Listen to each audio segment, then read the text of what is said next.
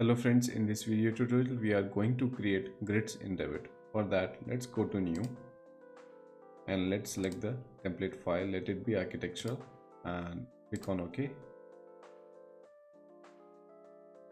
So here we have the architectural template. Here we have the project browser.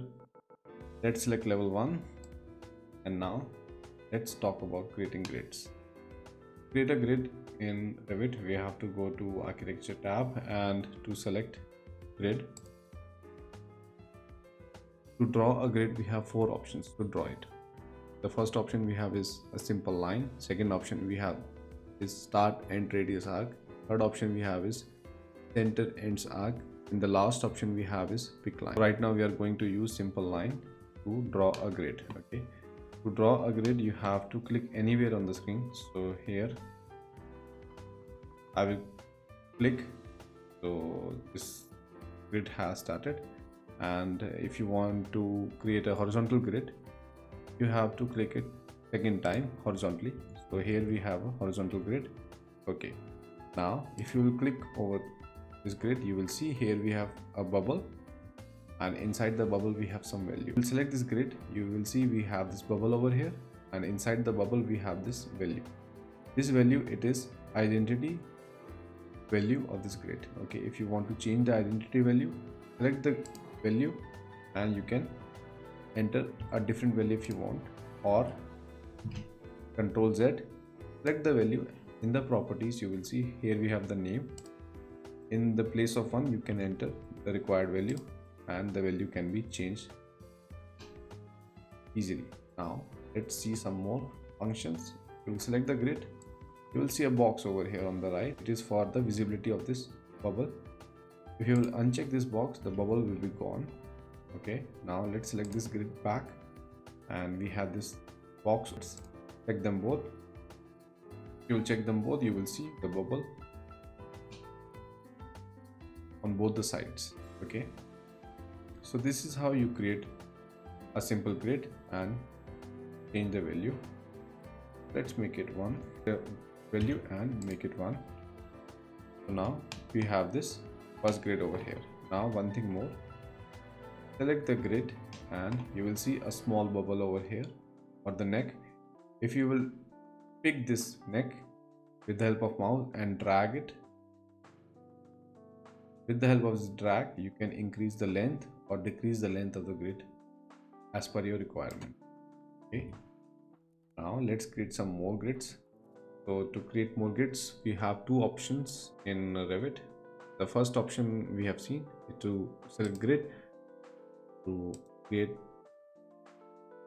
the grids how much we want. Okay, now the second option is to select any one of the grid and to create copies. To modify, we have this copy command. Select copy and select constraint and multiple. Select the base point and create copies how much you want them. Now let's talk about maintaining the distance between the grids. So now let's change the distance between the grid 1 and the 2. So for that I will select grid second and you will see here we have the distance between the 1 and 2.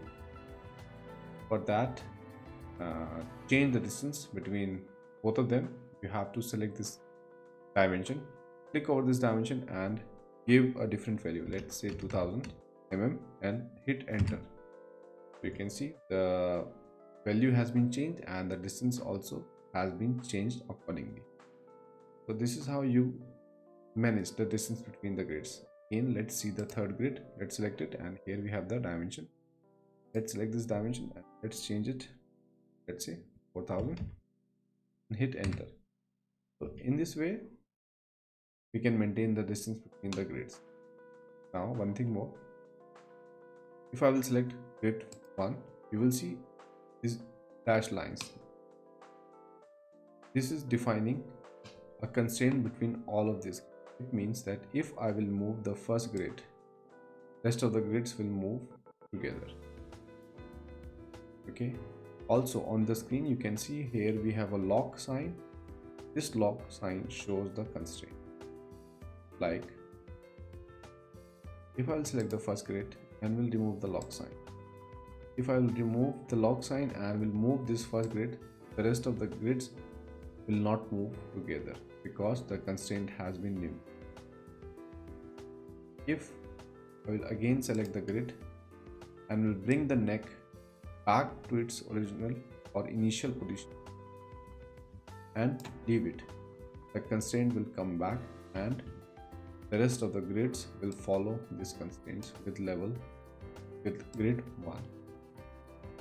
So this is how constraints work. This was about creating horizontal grids. Now let's create some vertical grids. For that, again, let's go to grid and let's create some vertical grids. Here we have the first vertical grid. Okay, as you can see here we have a numeric value, and it's not a good idea to have horizontal and vertical grids having numeric values. For that, let's select this grid and let's give a value. Let it be capital A, and now let's select this grid and create some copies. Okay, so we have made some copies A, B, C, D, and also you can see we have this horizontal grids 1 2 3 4 5 6 so on. All this naming, it is working in ascending order. It is automatic part of Revit. If I will see this grid A here, and in level 2 they are at the same position and they look exactly similar. I mean every grid but we have created in level 1, it will be visible in level as well or in any different level. Okay, now let's go more deeper into the concept of grids. Now we have level 1 and level 2. Now let's select this grid A, and here you will see we have this 3D button. What it means? It means that this particular grid A, will be similar in every level in this project.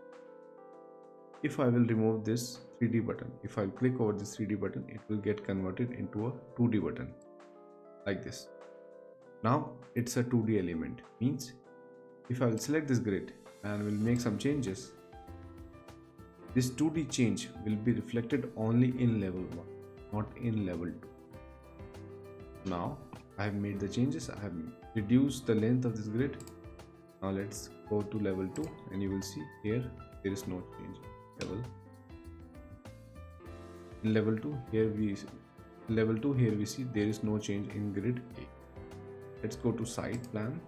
Here also you will see there is no change in the length of the grid A except level 1. Now let's compare level 1 and here we have level 1 and level 2. Let's open tile windows. WT is the shortcut for the window tiles. So you can see here in the level 1 the length is shorter as compared to level 2.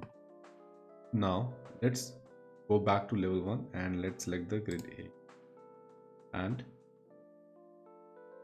let's select the level A, and with the help of this neck bring this grid back to its original position. And when you will bring back the grid to its original position, the button 3D will come back. Okay, now what if I want to make changes in level 1 and also want that those changes should appear in level 2? I mean, if I will reduce the size of the grid, I want that this reduced size or the length of the grid should appear in level 2 also. For that, we have this option called propagate extents. So let's select this propagate extent, and from here I want to select level 2 because I want the changes which I made in level 1 should appear in level 2. So select the level 2 and click OK. So you will see the grid size in level 2 has been changed up. So this is how we use propagate extent tool in case of grids. Now let's close level 2. Now in level 1 Let's do a trick. Let's select grid 2 and let's reduce the distance. Let it be 500 and enter. Now you will see we have these two grids almost overlapping on each other, and it's creating a problem in terms of visibility. What we should do right now, for that, let's select any of the grid. So right now in this case I am selecting grid 2, and here we have this button. Okay, it is called add elbow. If you click over this button, it will add a jog line. Okay, you can drag easily this line wherever you want, and you can improve the visibility of the grids. This is how you work with grids. You draw them with the help of line. Now we will see how to create grids with the help of a CAD file. For that we will delete these grids and we'll go to insert, and here we have link CAD. I have a CAD file. Let's insert that CAD file into the view.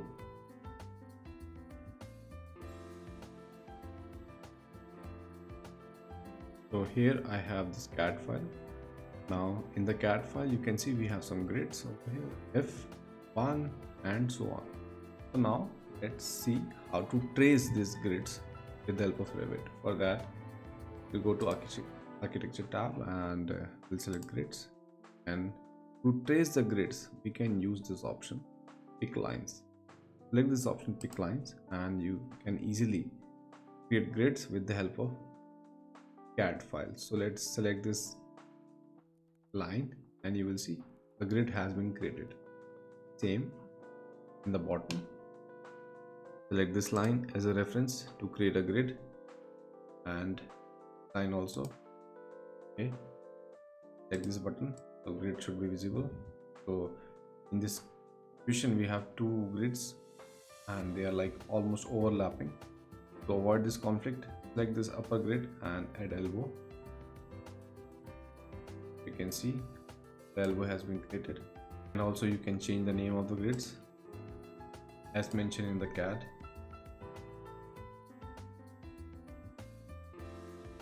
Okay, same over here.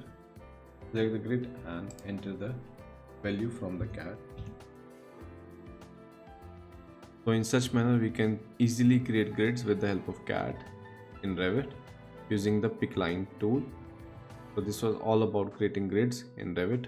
I hope you like this video. Please share and subscribe.